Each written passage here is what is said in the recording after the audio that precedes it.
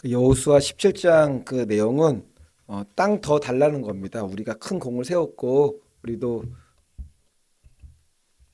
이제 너무나 그 지파가 불어났으니까는 여호수아 17장 가운데 이제 14절, 18절 맨 마지막에 나오는 부분이었죠.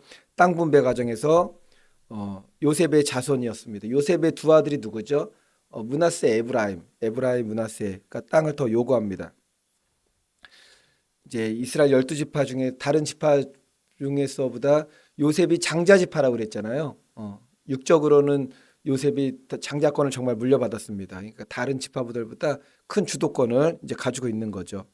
특별히 요셉 이제 자손의 자부심이 또 대단하잖아요. 우리 아버지가 아주 그냥 큰 일을 한 거죠.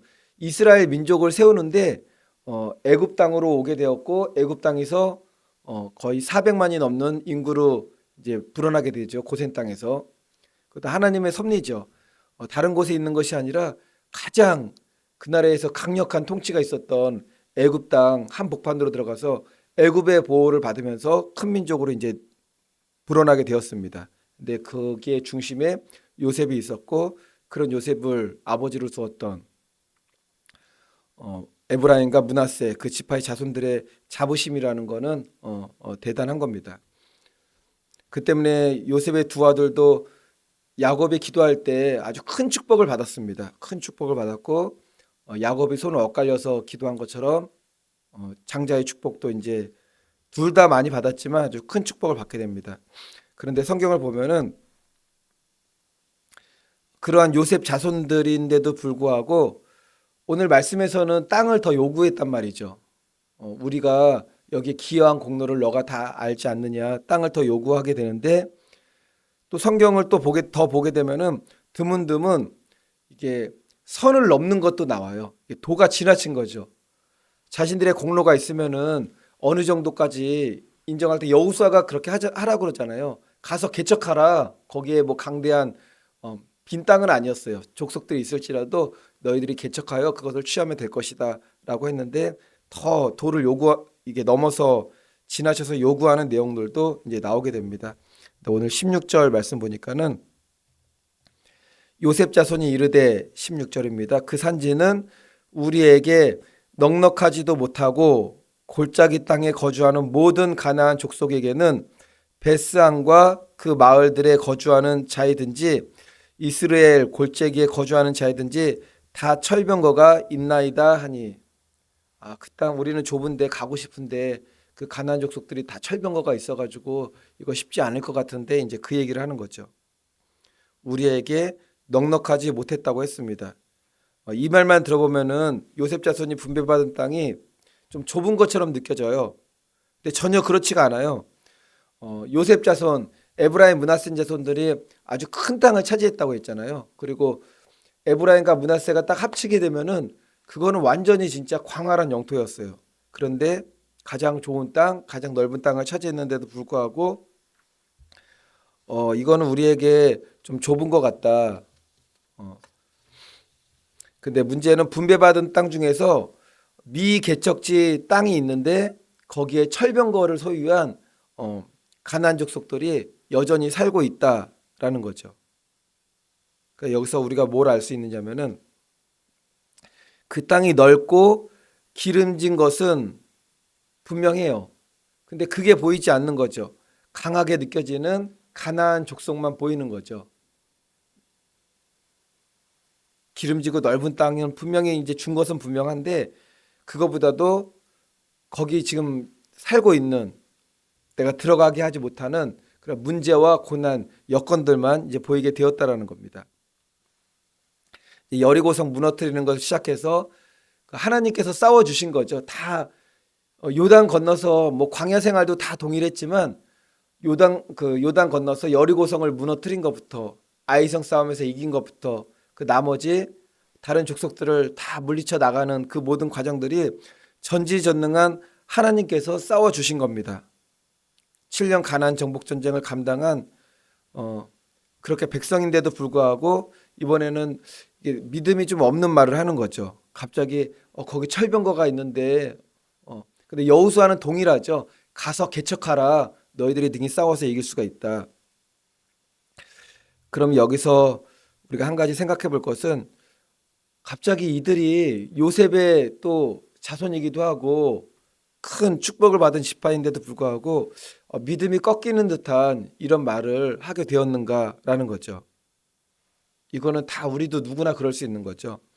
한순간에 하나님을 향한 그리고 하나님 말씀을 믿었던 그 믿음에서 시선이 다른 데로 옮겨지게 되면은 그때는 믿음이 그때 꺾이게 되는 순간이라는 거죠. 베드로를 기억하실 겁니다. 주님 바라보면은 정말 전무후무하게 바다 위를 걸었던 하나님의 전지전능한 능력을 체험하기도 했지만 믿음의 시선이 문제로 고정되고 믿음의 시선이 고난으로 고정되고 주님 바라봐야 될 믿음의 시선이 믿음은 없어지고 시선만 풍랑이 고정되니까는 그때는 가지고 있었던 믿음의 재산이라는 것도 다 잃어버리게 되었다라는 겁니다. 요한복음 16장 33절에서 예수님께서 말씀하셨습니다. 이것을 너희에게 이르는 것은 너희로 내 안에서 평안을 누리게 하려 함이라. 세상에서는 너희가 환난을 당하나 담대하라. 내가 세상을 이겼노라. 이게 믿음의 원리죠. 평안을 누리는데 너희가 세상에서 너희 마음속에 있는 평안을 다 걷어갈 만한 고난도 사라지게 될 것이다 라고 말씀하시지 않고 너희가 환난을 당하나 담대하래요. 환난은 그대로 있지만 담대하라. 내가 세상을 이겼노라. 이것은 무엇이죠? 예수 그리스도께서 이기셨으니 그 이기신 분께서 우리에게도 승리를 주실 것이니 그것을 믿으라는 거죠. 그러니까 주님 믿고 주님께 믿음의 시선을 고정하고 나아가라. 그러니까 우리에게 주어지는 평안이라는 것은 너희가 세상에서 당하는 환난이 사라지고 문제와 고난들이 다 거쳐지기 때문에 환난이 오는 것이 아니라 여전히 있을 수 있는 거죠. 베드로가 바다 위를 걸을 때 바뀐 건 없었어요. 사실은 여전히 바람은 불었고 파도는 출렁했지만 주님 바라볼 때는 그냥 기쁨과 감사로 감격 가운데 막 뛰어갈 수가 있었지만 그 믿음의 시선에서 믿음은 사라지고 시선이 다른 데로 옮겨지는 순간 빠지게 된 것처럼 동일하다는 거죠. 세상에서는 너희가 환난을 안 당하나가 아니라 당하나 담대하래요. 담대하라. 내가 세상을 이겼노라. 오늘 말씀에서 깨달아야 된 것은 성도는 항상 나와 함께 하시는 전지전능한 하나님의 능력을 믿는데 우리가 그것을 믿을 수 있는 것은 나와 함께 하시겠다라는 약속이 있기 때문이라는 거죠. 또 하나 여기서 생각해 볼 것은 에브라임 지파, 므낫세 지파가 자기의 무엇을 들고 나왔습니까? 공로를 들고 나왔잖아요. 공로를. 여호수아가 그걸 인정했던 것은 그 공로를 인정했기 때문에 그래요.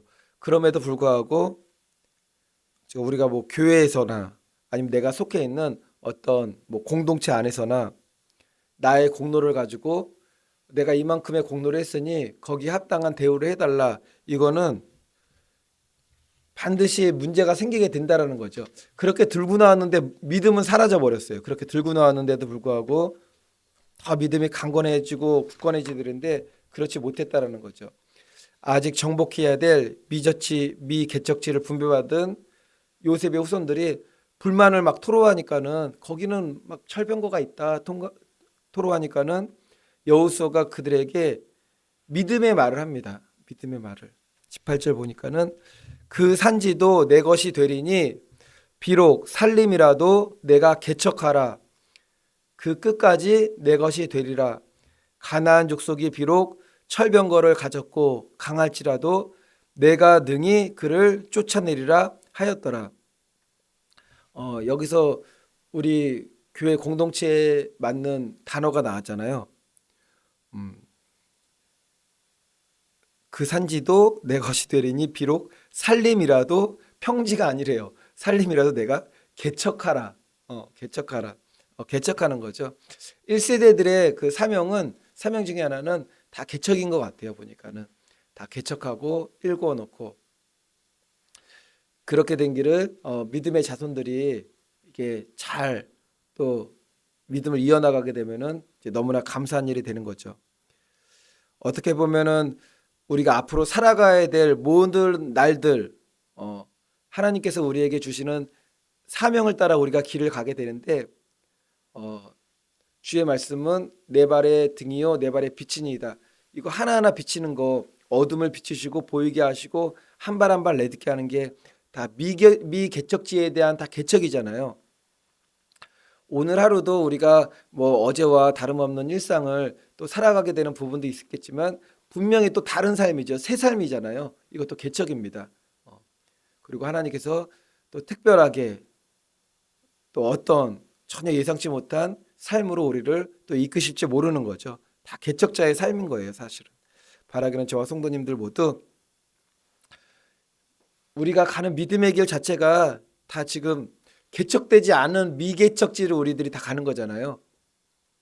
믿음의 공동체를 이루어서 믿음의 한 뜻을 이루어서 가게 되는 그 개척의 개척지를 일구는 삶을 살고 있는 것입니다.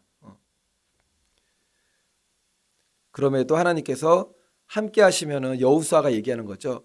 살림이라도 평지가 아니라 살림이라도 철병거가 있다고 그러니까는 가나안 족속이 비록 철병거를 가졌을지라도 그들이 강할지라도 너희들이 능히 그들을 쫓아낼 것이다. 하나님이 함께 하신다라는 거죠.